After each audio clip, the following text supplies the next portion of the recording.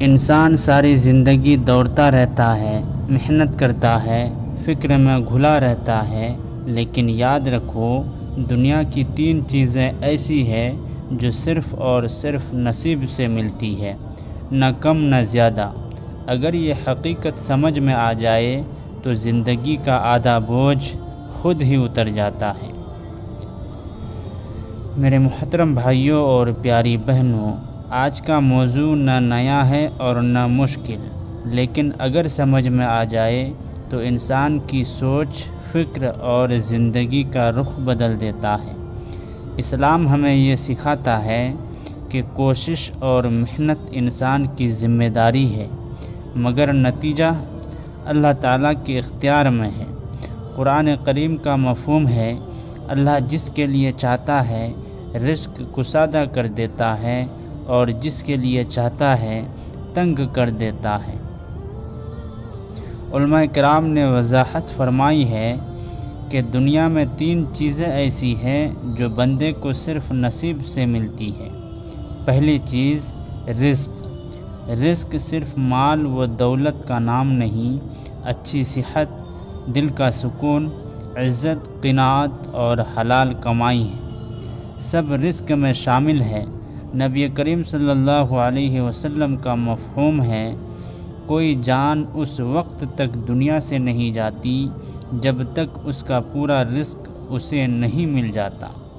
اس کا مطلب صاف ہے کہ نہ کوئی تمہارا رزق چھین سکتا ہے اور نہ ہی کوئی تمہیں تمہارے نصیب سے زیادہ دے سکتا ہے۔ اسی لیے حرام کے پیچھے بھاگنا اور رزق پر بے صبری کرنا ایمان کی کمزوری کی علامت ہے۔ دوسری چیز موت کا وقت۔ دنیا کی سب سے یقینی حقیقت موت ہے، مگر سب سے زیادہ بھلائی جانے والی بھی یہی ہے۔ قرآن کریم کا مفہوم ہے، جب کسی کی مقررہ گھڑی آ جاتی ہے تو نہ یہ ایک لمحہ آگے ہوتی ہے اور نہ ایک لمحہ پیچھے۔ ڈاکٹر، دوا، علاج سب سبب ہے، لیکن زندگی اور موت کا فیصلہ صرف اللہ کے ہاتھ میں ہے۔ لہٰذا نہ حد سے زیادہ خوف میں جینا درست ہے اور نہ ہی اللہ کو بھلا کر غفلت میں جینا۔ دانش مند وہی ہے جو موت کو یاد رکھ کر اپنی زندگی سنوار لے۔ تیسری چیز نکاح۔ بھائیوں اور بہنوں، نکاح کا معاملہ بھی اللہ کے فیصلے اور تقدیر سے جڑا ہوا ہے۔ قرآن کریم کا مفہوم ہے، پاکیزہ عورتیں پاکیزہ مردوں کے لیے ہیں اور پاکیزہ مرد پاکیزہ عورتوں کے لیے ہیں۔ انسان اپنی پسند اور کوشش ضرور کرتا ہے، لیکن حقیقت یہ ہے کہ جو اللہ نے نصیب میں لکھ دیا ہو وہی رشتہ قائم ہو کر رہتا ہے۔